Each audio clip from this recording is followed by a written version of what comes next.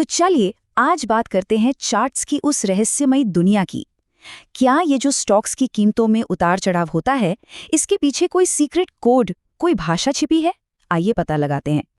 तो सवाल यही उठता है कि ये जो चार्ट पे टेढ़ी मेढ़ी लाइनें दिखती हैं, क्या ये बस यूं ही हैं, रैंडम है, या फिर ये हमें मार्केट के फ्यूचर के बारे में कुछ बताने की कोशिश कर रही हैं? आज इसी पहेली को सुलझाने की कोशिश करेंगे।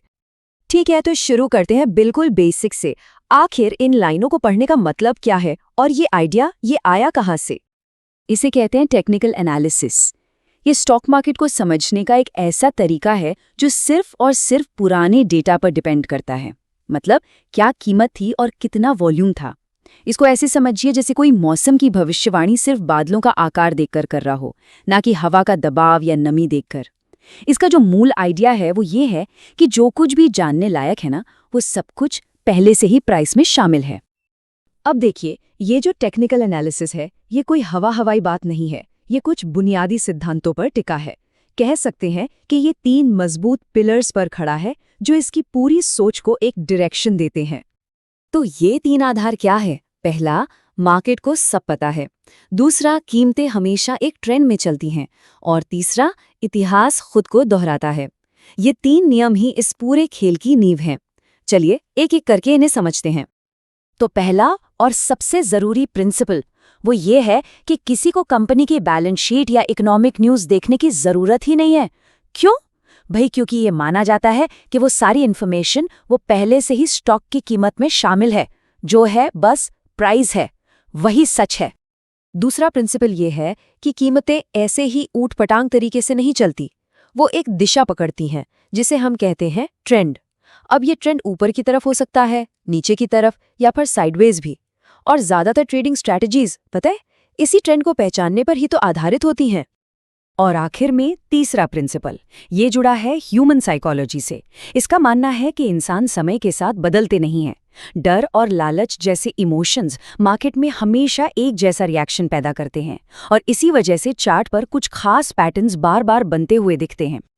तो सवाल ये है कि अगर कोई एनालिस्ट इन प्रिंसिपल्स में यकीन रखता है, तो वो इन पैटर्न्स को देखने के लिए कौन से टूल्स इस्तेमाल करता है? जवाब सिंपल है, चार्ट्स। तो चलिए देखते हैं कि ये काम कैसे करते हैं।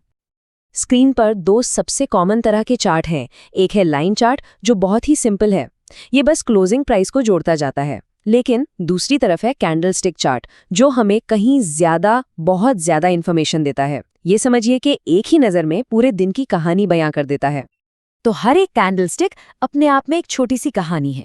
सोचिए, एक स्टॉक सुबह 100 पर खुला, दिन में 105 तक गया, फिर 98 तक गिरा और आखिर में 103 पर बंद हुआ। ये सारी की सारी जानकारी एक ही कैंडल में मिल जाती है। उसकी जो बॉडी है वो ओपन और क्लोज की रेंज दिखाती है, ऊपर नीचे की विक्स दिन का हाई और लो बताती है, और उसका रंग ये बताता है कि मार्केट में खरीदार जीते या बेचने वाले। अच्छा, तो जब टूल समझ आ गए तो अगला स्टेप क्या है? अगला स्टेप है इन चार्ट्स की भाषा सीखना। मतलब कुछ कॉमन पैटर्न्स या कह लीजिए वाक्यांशों को पहचानना जो मार्केट की कहानी बताते हैं। चार्ट को समझने के लिए 2 सबसे बुनियादी शब्द हैं, सपोर्ट और रेजिस्टेंस। सपोर्ट समझिए एक तरह का फ्लोर है, एक ऐसा लेवल जहां कीमतें गिरना बंद कर देती हैं क्योंकि वहां बायर्स एक्टिव हो जाते हैं। और रेजिस्टेंस एक छत की तरह है, जिसे तोड़ना मुश्किल होता है क्योंकि वहां सेलर्स हावी हो जाते हैं।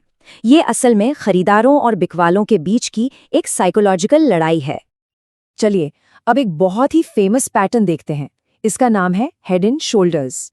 ये पैटर्न आमतौर पर ट्रेंड के बदलने का सिग्नल देता है, मतलब तेजी से मंदी की तरफ जाने का संकेत। तो जब भी ये एम जैसा पैटर्न दिखता है ना, तो ये एक वार्निंग हो सकती है। ये अक्सर इशारा करता है कि तेजी का दौर अब खत्म होने वाला है। और जब कीमत इस पैटर्न के बेस, जिसे नेकलाइन कहते हैं, उससे नीचे चली जाती है, तो इसे मंदी का एक पक्का सिग्नल माना जाता है। अब इसका ठीक उल्टा पैटर्न देखते हैं, जिसे कहते हैं डबल बॉटम। ये चार्ट पर अक्सर अंग्रेजी के अक्षर W जैसा दिखता है और आमतौर पर ये एक अच्छी खबर का सिग्नल होता है। ये पैटर्न क्या बताता है? ये बताता है कि जो सेलर्स हैं वो अब अपनी ताकत खो रहे हैं। कीमत ने 2 बार एक लो लेवल को छूने की कोशिश की, लेकिन नाकाम रही, और ये इस बात का संकेत है कि अब बायर्स कंट्रोल लेने वाले हैं और मार्केट यहाँ से ऊपर जा सकता है। अच्छा, अब जब हमने ये बेसिक बातें समझ ली हैं, तो सबसे बड़ा सवाल तो यही है, क्या टेक्निकल एनालिसिस सच में काम करता है? ये साइंस है, आर्ट है या बस एक धोखा? देखिए, इसकी कुछ बड़ी कमजोरियां भी हैं। इन पैटर्न्स को पहचानने के लिए बहुत ज़्यादा एक्सपीरियंस चाहिए। फिर एक ही चार्ट को दो अलग-अलग एनालिस्ट बिल्कुल अलग तरीके से देख सकते हैं। और हाँ, ये 2008 के फाइनेंशियल क्राइसिस जैसी अचानक आई बड़ी घटनाओं की भविष्यवाणी बिल्कुल नहीं कर सकता, क्योंकि वैसा तो इतिहास में पहले कभी हुआ ही नहीं था। यहाँ एक साइकोलॉजिकल ट्रैप भी है, जिसे कहते हैं ग्रेटर फूल थ्योरी। इसको ऐसे समझिए, मान लीजिए एक स्टॉक की असली कीमत 100 रुपए है, लेकिन ट्रेंड की वजह से सब उसे खरीद रहे हैं। कोई उसे 120 में खरीदता है, ये सोचकर कि कोई और बड़ा बेवकूफ उसे 140 में खरीद लेगा। ये ट्रेंड फॉलोइंग का एक बहुत ही खतरनाक पहलू हो सकता है।